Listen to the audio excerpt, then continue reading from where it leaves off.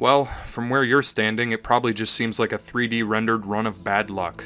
Truth is, this game was shit from the start. I've never been asked to review a game before, but today was a special day. I had a developer from a previous game I'd covered on the channel reach out to me personally and ask if I could review his newest entry into the Steam library, which I gladly agreed to. He's been nothing but professional during this whole process, and I hope you all enjoy this video alongside him, and if you can, show him some love. I guess I gotta give Dan credit where it's due. I was pretty harsh on Source of Survival, the free Steam game I reviewed long ago where you played as Jake from the Neverland Pirates as a grown-up and killed zombies in 2 frames per second. It wasn't the greatest optimization I'd seen in games, but overall the game was pretty silly, and it was enough to get a few genuine laughs out of me. I mean this wholeheartedly. Don't lose inspiration or take offense to the things I say here. If anything, I'm just happy to enjoy a new game that got me to laugh quite a bit. I really do have to thank Dan for donating me a copy of his game, and hopefully, if he's watching this, he doesn't stop doing what he loves, making games and having fun doing it. I'd say right now, he's probably the funniest game developer I've seen on the platform.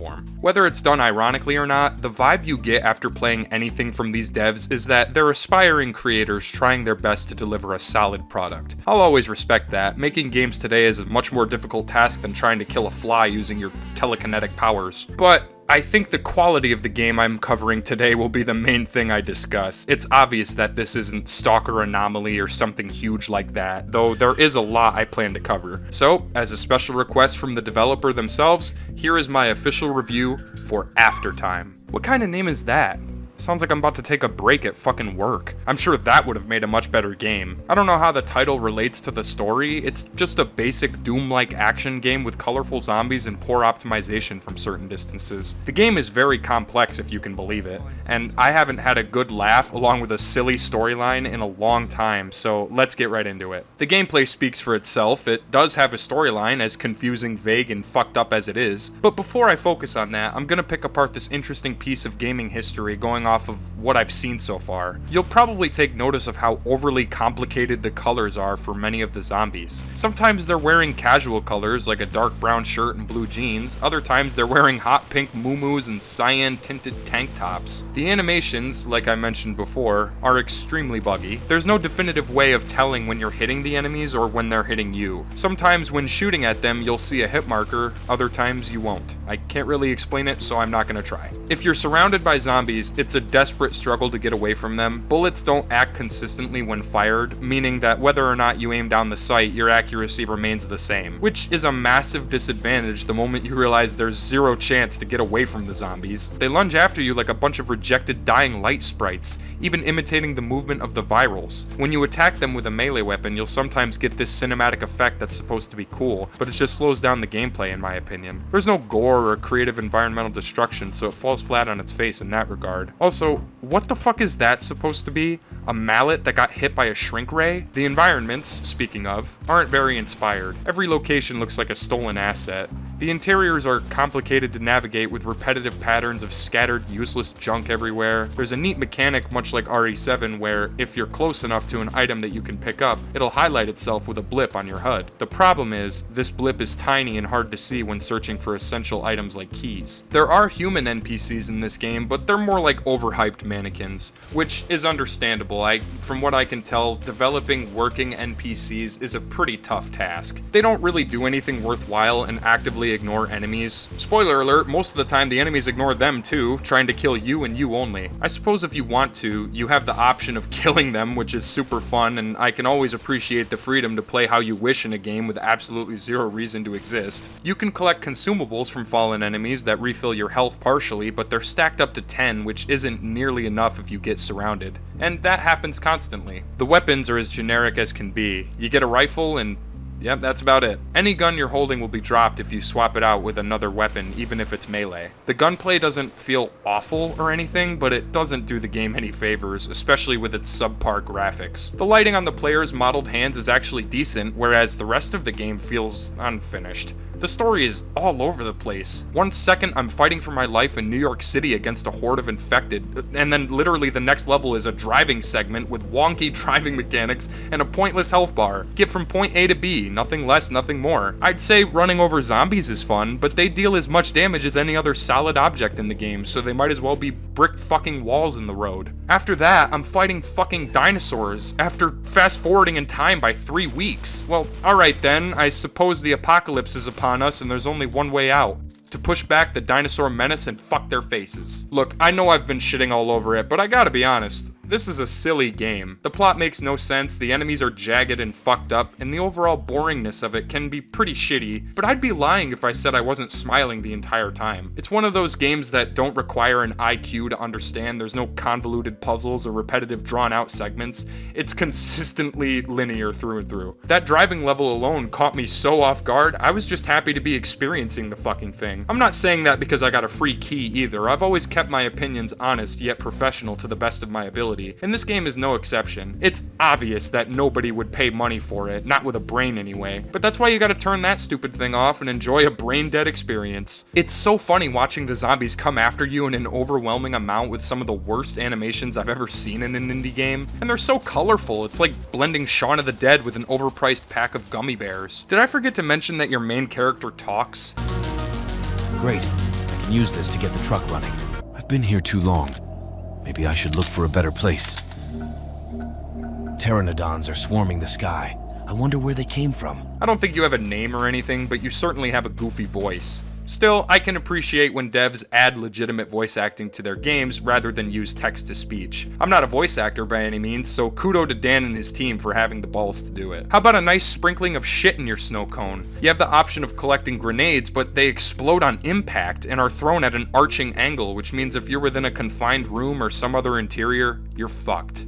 Great. I should try throwing Curicum at them and see what happens. As I mentioned before, the gunplay isn't fantastic since every gun feels the same, but it's hilarious because the zombies sometimes don't even attack you. Look at this, I'm standing in between this front loader and neither one of these fucking idiots is programmed to hit me in this position. Fighting zombies with melee weapons is so broken and dumb, it's like trying to punch someone while dreaming, only you're spamming the same attack in hopes it'll stack up damage, and it never does. You can gain some sort of satisfaction in knowing that on such a platform like Steam, with all of its free-to-play glory, that this is the game I decided to talk about today. Actually, no, I didn't decide, I was forced. So thanks, Dan. But we're not done yet.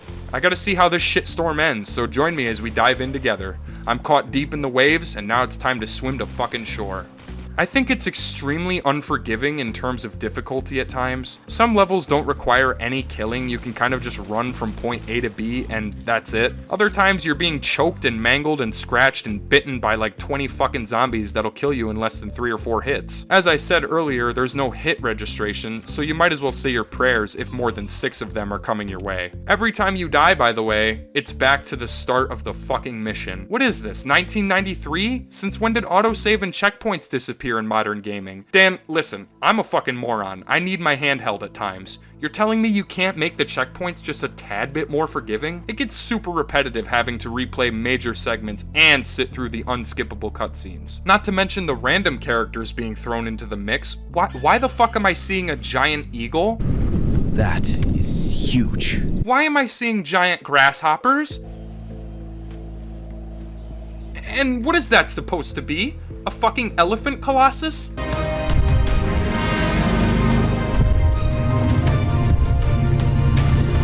Nothing is ever explained, which is why it's such a fun experience.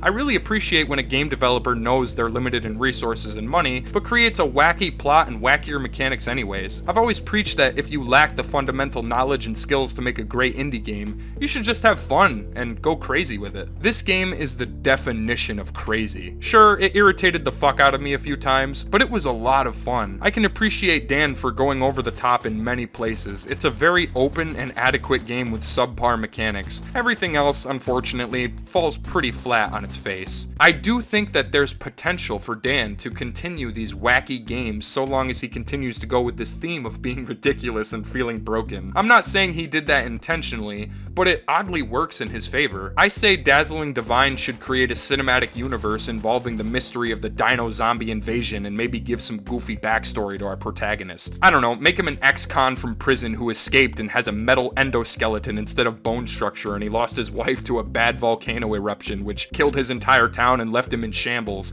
hell-bent on stopping the corrupt forces of evil that restarted Doomsday and left the Earth for dead.